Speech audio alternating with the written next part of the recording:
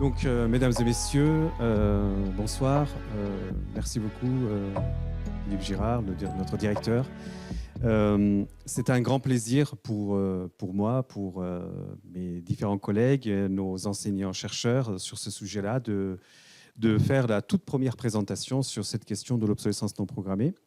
Donc, je vais structurer ma présentation autour de quelques points. Donc,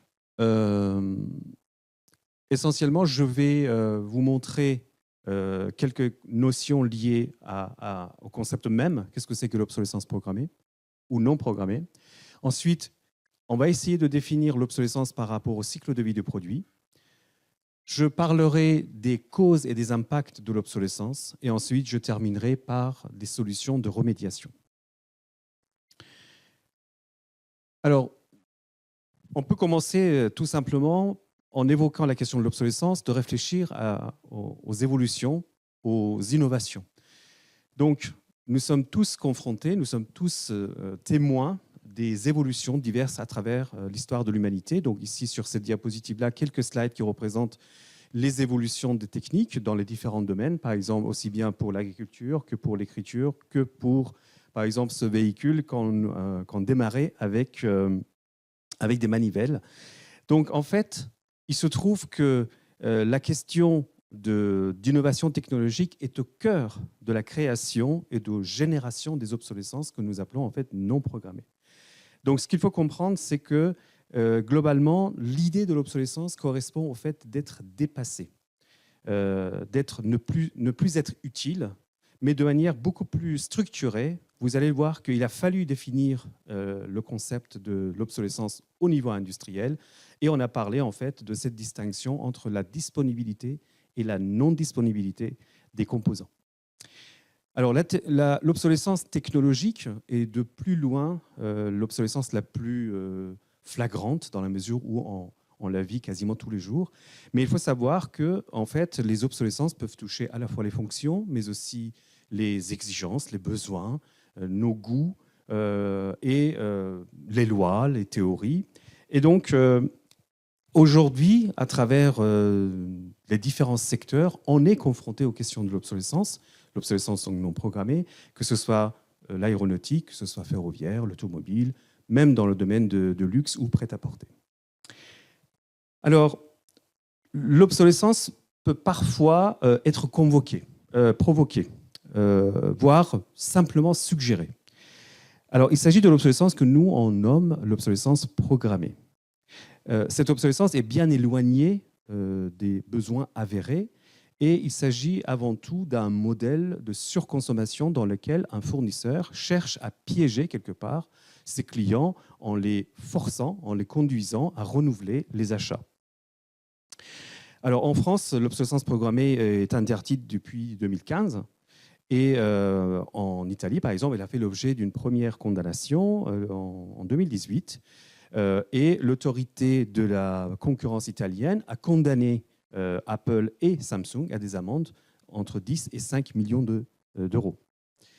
Alors mes propos, comme le titre de la présentation l'exigeait, ne parlent pas de ce phénomène d'obsolescence programmée, mais on va parler plutôt de quelque chose que nous qualifions de l'obsolescence non programmée. Donc, vous allez voir à travers cette présentation qu'il existe d'autres raisons qui poussent à la genèse des obsolescences sans qu'il y ait véritablement une recherche malicieuse derrière, qu'un fournisseur veuille véritablement piéger quelqu'un. Et donc, par ailleurs, il faut savoir que l'industrie au sens large est confrontée à cette problématique de l'obsolescence depuis bien longtemps, bien avant que l'obsolescence programmée soit un peu mise sur la place publique par les articles de revues ou des journaux. Alors, c'est vrai que les consommateurs que nous sommes, les uns et les autres, on est parmi les premiers à être touchés par les obsolescences. Mais à travers les explications que je vais vous donner, vous allez voir qu'en fait, les entreprises le sont depuis très longtemps, et surtout que leurs produits, voire leurs systèmes, sont souvent confrontés à des conséquences graves liées aux obsolescences. Je vous donne juste un exemple. En 2021, en janvier 2021, en Chine, un train a déraillé parce que le système d'aiguillage fonctionnait avec un logiciel obsolète fourni par Adobe. Or, Adobe avait signalé depuis 2017, donc 4 ans auparavant, que ce logiciel allait devenir obsolète, donc non supporté. C'est l'un des exemples que je peux vous donner de manière le plus claire. Donc, nous pensons qu'il est absolument indispensable qu'on gère l'obsolescence, et ceci au plus tôt possible dans le cycle de vie d'un produit, de manière à limiter au mieux, finalement, les différentes conséquences, mais aussi des risques. Et surtout, on cherche, en règle générale, quand on est en train de gérer les obsolescences, on cherche soit à réduire la probabilité que ces obsolescences arrivent, soit, ou plutôt, de réduire les effets, les gravités. Alors en France, mais aussi à l'international, depuis des années, on a travaillé sur ces sujets-là, notamment les industriels. L'obsolescence aujourd'hui et la gestion de l'obsolescence est encadrée par une norme internationale, 62-402, bon ça c'est son nom, c'est pas très grave, mais aussi par des guides de bonnes pratiques, et en particulier le guide de bonnes pratiques publié par le département de défense aux États-Unis. En France, depuis plus de 2 décennies, on travaille sur cette question, donc notamment par rapport à un groupement qui s'appelait l'Union technique de l'électricité, qui a été créé dans les années, fin des années 90, et puis également avec le regroupement d'un groupe d'experts qu'on appelle le groupe AFNOR, groupe d'experts en obsolescence. Et enfin, nous, ici, à l'Institut français de l'obsolescence, j'en parlerai juste à la fin, quelques instants. Il s'agit donc d'une association, loi 1901, où nous avons cherché à regrouper à la fois des industriels, mais aussi des académiques, pour créer une animation autour de ce sujet et donc aider les industriels, notamment, de pouvoir avancer dans la maîtrise de ces obsolescences-là. Donc, l'objectif de cet exposé, en fait, est de vous démontrer la nécessité d'intégrer la gestion de l'obsolescence le plus tôt possible, afin d'éviter ces coûts, parfois, les coûts de possession qui peuvent être absolument exorbitants. Et pour cela, en fait, je vais m'appuyer à travers cet exposé sur une série de publications qu'avec ma collègue, le professeur Claude Baron de l'INSA de Toulouse, nous coordonnons, et dans lesquelles, en fait, on explore les différents domaines, les différents sujets liés à l'obsolescence. Alors, comme je l'ai indiqué, on va d'abord essayer de regarder la notion de l'obsolescence de manière un peu plus définie. Donc, en fin de compte, comme vous avez pu le remarquer, l'obsolescence n'est pas un phénomène nouveau. Depuis que l'innovation existe, depuis que l'évolution des besoins et des exigences existe, les obsolescences existent. Et ce qui est intéressant, c'est comprendre que ces innovations et ces progrès technologiques, naturellement, progressivement et fatalement, font que les produits, au bout d'un certain temps, deviennent obsolètes et sont remplacés par une nouvelle génération de produits. Parce que ces produits ne sont plus adaptés aux besoins ou aux exigences. Alors, évidemment, ces obsolescences non programmées, telles que nous la définissons, que nous la comprenons, aujourd'hui, elles sont beaucoup plus prégnantes, parce que beaucoup plus nombreuses, avec des technologies électroniques, logicielles, qui évoluent extrêmement rapidement. Donc, d'ailleurs, on peut le voir, par exemple, à travers ces systèmes. Donc, ces systèmes que vous voyez à l'écran, donc que ce soit un ordinateur, un smartphone, des engins de transport de soldats, des infrastructures en télécommunication ou des IRM. Donc, ce sont des installations, des appareils qu'on utilise pendant des décennies. Et évidemment, on comprend facilement que les composants, certains modules qu'on utilise dans ces installations aient une durée de vie plus courte. Et ça fait partie des raisons principales qui génèrent des obsolescences à travers nos différents systèmes. Alors, comme je vous l'ai indiqué, en fait, la notion de l'obsolescence, quand vous regardez dans le dictionnaire, l'obsolescence est définie comme étant le fait d'être dépassé, ne plus être utile ou utilisé. Parfois aussi, il y a une certaine perte de la valeur aux yeux des usagers. Pensez à des livres que vous utilisez aujourd'hui, par exemple, pour soulever un écran d'ordinateur. Donc, c'est intimement lié au fait que l'obsolescence est un sujet bien plus complexe que ce qu'on peut parfois le dire simplement dans des articles de journaux. Alors, ce qui est important, Si je prends l'exemple le plus clair, je pense qu'il parle à tout le monde, c'est les supports, par exemple, de l'écriture, ou supports, par exemple, allez, les supports musicaux. Quand vous regardez les supports musicaux, on était au départ, il y a quelques années de cela, par des papiers perforés, on les a remplacés par des disques. Ensuite, les cassettes audio, on a eu les clés USB. Et aujourd'hui, tout le monde utilise, par exemple, les services cloud de type Spotify ou Deezer. Donc là, on est véritablement au cœur des obsolescences tirées par les innovations.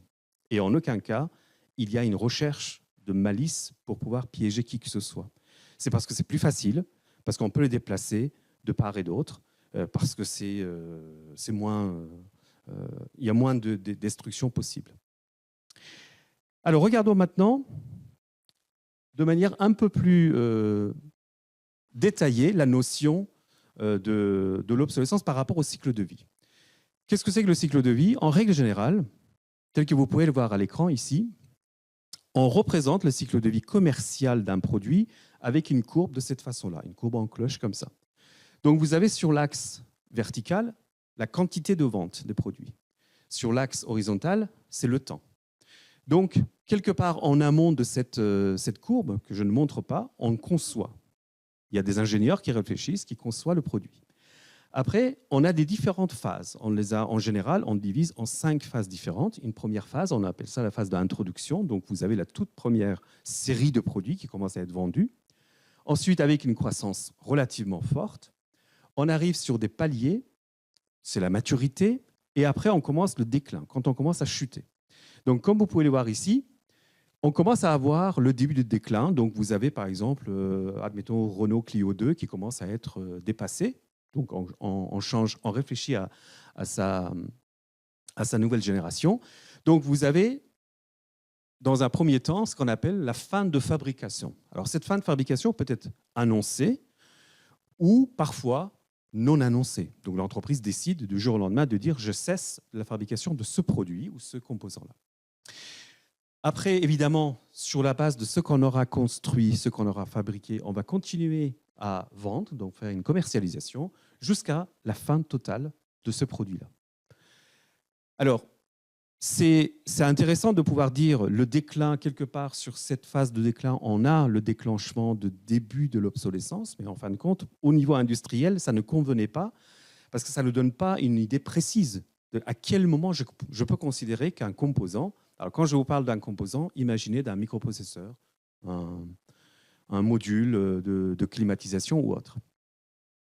Donc, au niveau industriel, on a choisi, au niveau aujourd'hui de la norme internationale, on a choisi, dès lors que le produit n'est plus fabriqué, donc n'est plus disponible à la vente par le fabricant, on parlera de l'obsolescence de ces composants-là. Alors, il existe des situations assez intéressantes. Par exemple, regardez ici, je pense que certains pourraient se rappeler de ce véhicule de Renault qui s'appelait Avantime. Donc vous avez toujours cette courbe que je vous montre là, et on imagine à un moment que la vie de ce véhicule serait vraiment une courbe en cloche. Sauf que quand le véhicule a été fabriqué et commercialisé, il n'y avait pas de client en face. Donc l'absence de clients, l'absence de demande, la baisse de demande a fait que finalement, cette courbe a été décalée vers la gauche. Donc, quelque part, le produit est devenu obsolète, entre guillemets, très rapidement.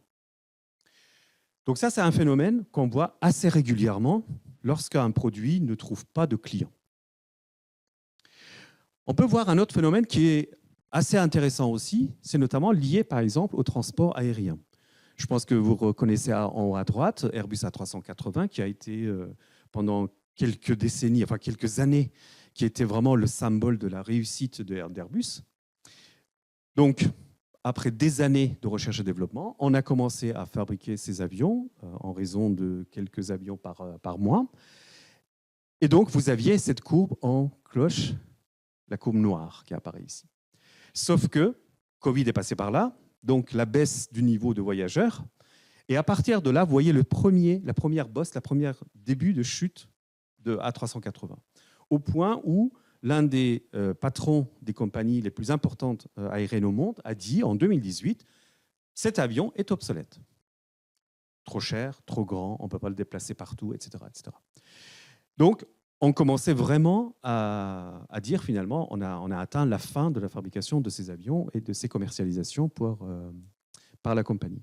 Et en fin de compte, maintenant, il y a une reprise de la demande. Donc, vous avez une deuxième bosse qui apparaît. On le voit très, très fréquemment dans le cas des véhicules, par exemple. On appelle ça la régénération. Donc, vous avez la régénération de valeur. Et typiquement, on peut le voir ici. Donc, la notion de l'obsolescence, on peut jouer avec la date, je dirais, de l'obsolescence en agissant intelligemment sur le marché. Voilà. Alors, par rapport à ce que je viens de vous expliquer, il faut savoir aussi que tout à l'heure, je vous disais, les clients sont parmi les premières personnes concernées par l'obsolescence, les consommateurs et les clients. On peut aller plus loin. Donc ici, sur ce schéma, je vous montre ce qu'on appelle en fait la chaîne logistique ou la chaîne de valeur, c'est-à-dire, je commence par exemple à gauche par les matières premières, d'accord ? Ensuite, je prends ces matières premières, je les passe dans le cadre d'une première série de traitements, par exemple les entreprises telles que Intel, ST Microelectronics et autres. Là, je ne parle que des composants électroniques. Donc, je vais faire des premières fabrications et ensuite, ces composants sont utilisés par exemple, des équipementiers. On fabrique peut-être des radars. Ensuite, on les vend à des compagnies telles que Airbus, telles que Nexter, Renault, etc. Donc, les systémiers, on va appeler ça. Puis, on pourrait les vendre, ces systèmes, ces produits complexes, à des exploitants, tels que la SNCF, tels que Air France, toute compagnie aérienne, on va dire, ou autre. Et ensuite, on a également aussi ce qu'on pourrait appeler ça des réparateurs de ces systèmes complexes. En dessous de toute cette chaîne logistique, vous avez l'ensemble des sous-traitants, donc des milliers d'entreprises qui travaillent pour l'ensemble de ces entreprises-là. Donc en fait, on s'aperçoit que dans une chaîne logistique telle que je vous le montre ici à l'écran, les obsolescences se propagent dans les deux sens. C'est-à-dire, on peut très bien être à l'origine, par exemple, quand il y a eu la guerre en Ukraine, on a eu les problèmes de matières premières, les terres rares. Donc en fait, on avait des pénuries qui commençaient au tout début de la chaîne. Donc finalement, par vague, ces pénuries arrivent jusqu'à nous. Rappelez-vous, jusqu'à il y a un an, on avait des fermetures d'usines, notamment de constructeurs d'automobiles, parce qu'il n'y avait pas de composants. De l'autre côté, on peut très bien aussi avoir des clients qui sont à l'origine des obsolescences, telles que je viens de vous expliquer. Quand on ne veut pas, donc vous dites, mais finalement, ce produit-là, je n'en veux pas, ça ne m'intéresse pas, les compagnies disent cet avion est trop grand. Donc du coup, en fait, on commence à avoir une genèse d'obsolescence qui se propage vers l'amont de la chaîne logistique. Donc quelque part, ce qu'il faut savoir, c'est que ce que je voudrais dire à travers cette présentation-là, cette partie-là, c'est dire que les clients, c'est vrai, ce sont parmi les premières victimes des obsolescences, mais souvent, les clients, à cause de leurs demandes, sont aussi à l'origine des genèses des obsolescences.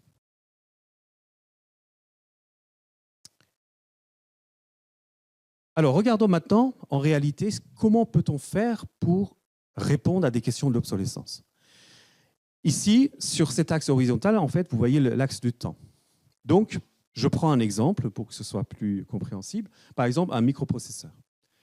Donc, à un instant donné, dans le temps, le fabricant peut dire « j'arrête, je cesse la fabrication de ce composant-là parce que je trouve qu'il n'y a pas de demande, parce que j'ai de nouvelles technologies que je voudrais commercialiser. » Donc, à partir de ce moment-là, le temps commence à courir.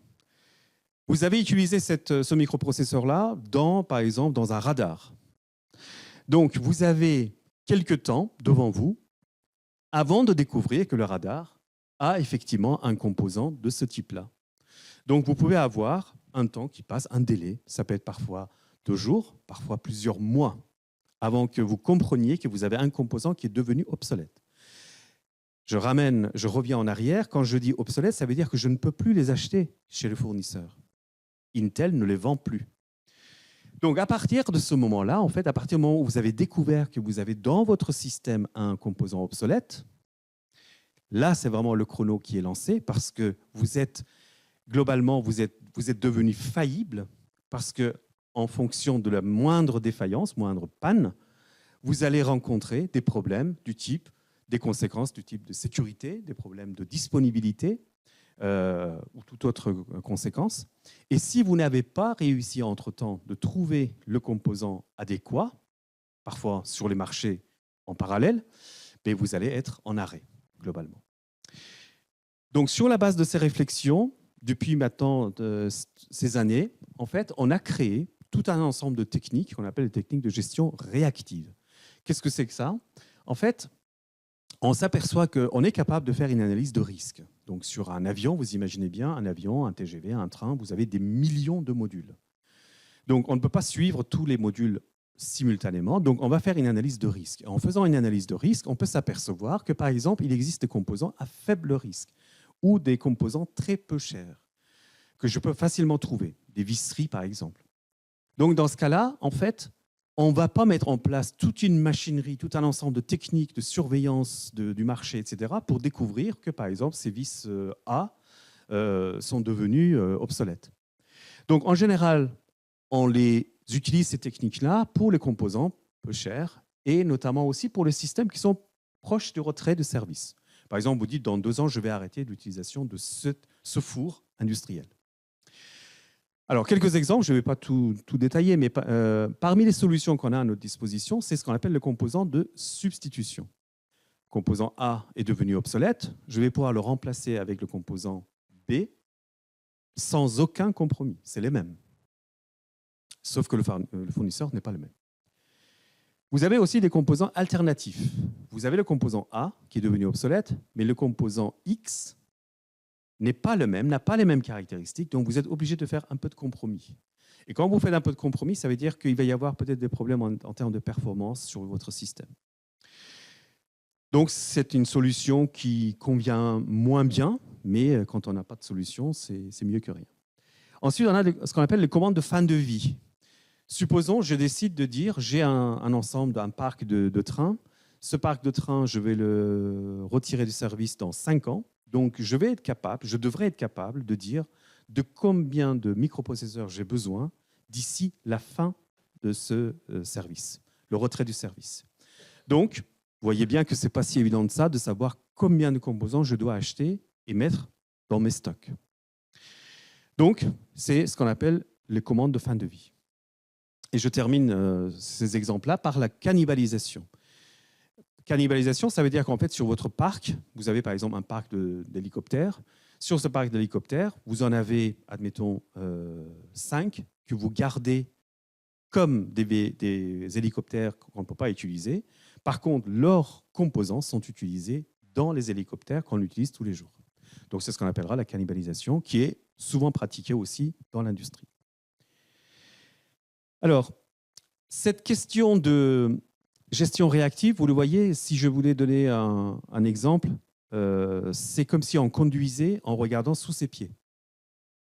Ce n'est pas toujours facile, parce que vous n'avez aucune prévision de ce qui va se passer. Donc, ce qu'on essaie de faire, dans les techniques un peu plus sophistiquées, c'est dire, d'accord, ce schéma, je l'ai déjà expliqué, mais est-ce qu'il est possible d'agrandir cette fenêtre d'opportunité, c'est-à-dire de me donner le maximum de temps avant même peut-être que le composant dont je vous parlais tout à l'heure devienne obsolète. Donc là, il s'agit d'utiliser, développer des applications et des techniques de prédiction et de prévision. Alors, entre autres, on a effectivement des techniques qu'on utilise, des techniques qu'on appelle des techniques proactives. Alors, ces techniques, vous l'avez senti dès le départ, il s'agit des techniques beaucoup plus chères, beaucoup plus complexes et pas forcément, encore aujourd'hui, pas forcément développées dans les entreprises. Donc c'est un champ de recherche et d'application absolument ouvert. Qu'est-ce qu'on fait? Tout à l'heure, je vous parlais en fait de l'analyse de risque. Donc on va prendre notre avion, on va prendre notre train, on va faire une analyse de risque, on va identifier quels sont les composants qui pourraient éventuellement devenir obsolètes. Donc on va chercher à utiliser des techniques qui permettent de minimiser les risques tout en minimisant les coûts totaux, donc les coûts de possession, entre autres, de nos installations. Alors, on utilise par exemple une technique qui est connue dans le monde de la conception qu'on appelle la modularité. Donc, modularité, ça veut dire que vous avez par exemple Je prends un exemple d'une carte mère d'un ordinateur qui fait à la fois l'affichage, qui fait à la fois des calculs, qui fait à la fois, par exemple, l'image et le son. Quand on est dans la modularité, on prend l'ensemble de ces fonctions et on les met dans des éléments séparés. Comme ça, on va être plus facilement capable de changer la carte son, la carte vidéo ou l'élément de calcul. Ensuite, on a ce qu'on appelle la transparence technologique. Alors là, je peux vous dire que parmi les solutions les plus complexes, les plus chères et quasiment très difficiles à mettre en place, c'est la transparence technologique. Ça veut dire que vous êtes une entreprise qui utilise des modules, admettons par exemple des modules de climatisation. Vous demanderez à votre fournisseur qui fabrique ces climatisations de non seulement vous vendre les produits, mais aussi de vous donner l'ensemble des données techniques liées à sa conception. La nomenclature, donc l'ensemble des composants, comment ça a été construit, comment ça a été fabriqué, etc. Donc c'est quelque chose que dans certains cas, lorsque on est face à des géants, face à des appareils qu'on utilise pour les raisons de sécurité, par exemple, on peut exiger ce genre de choses et les fournisseurs, dans ce cas-là, pourraient accepter de vous le donner. Donc, quelque chose d'extrêmement difficile. Après, vous avez la reconception partielle. Il y a 15 jours, par exemple, j'entendais que la SNCF remettait une réparation d'un ensemble de ces TGV pour pouvoir prolonger leur durée de vie de 10 ans. Donc c'est très intéressant. Quand vous faites ce type de réparation, quand vous arrêtez un TGV pour lequel vous allez pendant 2 mois faire des réparations de maintenance, donc vous allez totalement désosser le train pour le remonter entièrement, c'est le meilleur moment d'utiliser et faire des reconceptions partielles. Par exemple, vous allez changer la cabine du pilote, vous allez changer tel ou tel composant ou telle maquette, ou même moquette, pardon, mais aussi par exemple le système d'électricité. Donc voilà, il existe véritablement des solutions beaucoup plus chères, beaucoup plus difficiles à mettre en place, et autant, vous l'avez compris probablement par rapport à ce que je vous ai dit, les techniques de gestion réactive sont à peu près bien connues, autant sur les gestions proactives, on a encore beaucoup de chemin à parcourir. Alors, j'en arrive à ma conclusion par rapport à cet exposé. Donc, en fait, ce que je voulais ici évoquer avec vous, et donc après, je serai ravi de répondre à vos questions s'il y en a, c'est dire que l'obsolescence n'est pas nécessairement programmée. Donc, quand vous entendez la question de l'obsolescence, il ne faut pas tout le temps et systématiquement penser à l'obsolescence programmée. Comme je l'ai indiqué, beaucoup de choses proviennent des évolutions diverses et variées, de vos besoins, de vos envies, de vos exigences, etc. Et en particulier, si on veut donner une définition qu'il faut prendre encore malgré tout avec des pincettes, c'est cette définition-là, c'est-à-dire souvent, pour nous, l'obsolescence non programmée signifie l'arrêt de fabrication et l'arrêt de commercialisation. Enfin, une dernière phrase par rapport à cela, c'est qu'il faut savoir que le progrès technologique que nous vivons tous les jours, comme je l'ai expliqué, c'est un vrai pourvoyeur d'obsolescence, mais qu'il n'y a absolument pas nécessairement une recherche malicieuse derrière cela pour vous piéger pour acheter. Donc, je l'ai donné des exemples, que ce soit Adobe, Microsoft ou autres. Quand vous êtes face à des entreprises qu'ils vous avertissent en disant « Attention, on va arrêter la fabrication dans 3 ans, dans 4 ans », c'est-à-dire que véritablement, si vous avez envie, si vous avez la capacité, vous pouvez mettre en place des solutions de rechange. Et donc, par conséquent, dans l'introduction de ce document de guide de bonnes pratiques qui a été évoqué tout à l'heure, qui a été produit par le département de défense, il y a une petite phrase qui dit « L'obsolescence est inévitable ». Donc, c'est ce que j'ai voulu aussi reprendre ici. Et en particulier, c'est ce que nous essayons de faire, c'est apprendre à la maîtriser. Ne pas avoir peur, il y en a, mais apprendre à la maîtriser. Donc, à travers ce que je viens de vous expliquer, et j'espère que j'ai été suffisamment clair pour que vous voyez à peu près les difficultés diverses et variées. Aujourd'hui, il faut savoir que nous avons créé donc en France une association, loi 1901, qui s'appelle l'Institut français de l'obsolescence. Et donc, cette association, son rôle principal, c'est quoi? C'est faire travailler les industriels et les académiques pour permettre à identifier où se trouvent les problèmes réels pour pouvoir trouver des solutions et les mettre en place immédiatement. Aujourd'hui, j'ai parlé tout le temps des systèmes très complexes, des avions, des trains, etc. Mais pensez au fait que de plus en plus, on a des technologies dans tous nos systèmes, tous nos produits. Bientôt, nos cafetières, nos frigos, déjà des frigos avec des systèmes extrêmement intelligents. Donc, il faut savoir que les évolutions technologiques, informatiques et électroniques feront que systématiquement, ces systèmes vont devenir obsolètes. Donc, à l'heure actuelle, il faut savoir que en particulier pour la France, mais aussi pour l'Europe, la gestion de l'obsolescence est un réel défi. Et c'est un réel défi dans la mesure où, si on ne fait pas on prend pas les bonnes mesures, on va plutôt aller vers une destruction. Donc, pour reprendre le mot de mon directeur, quand on va vers l'insoutenable développement. Donc, c'est ce qu'on essaie de faire à travers l'Institut français de l'obsolescence. Donc, c'est ce que nous faisons tous les jours avec nos différents collègues. Voilà, je pense que j'en ai terminé et donc je vous remercie de votre écoute et je répondrai à vos questions si vous en avez.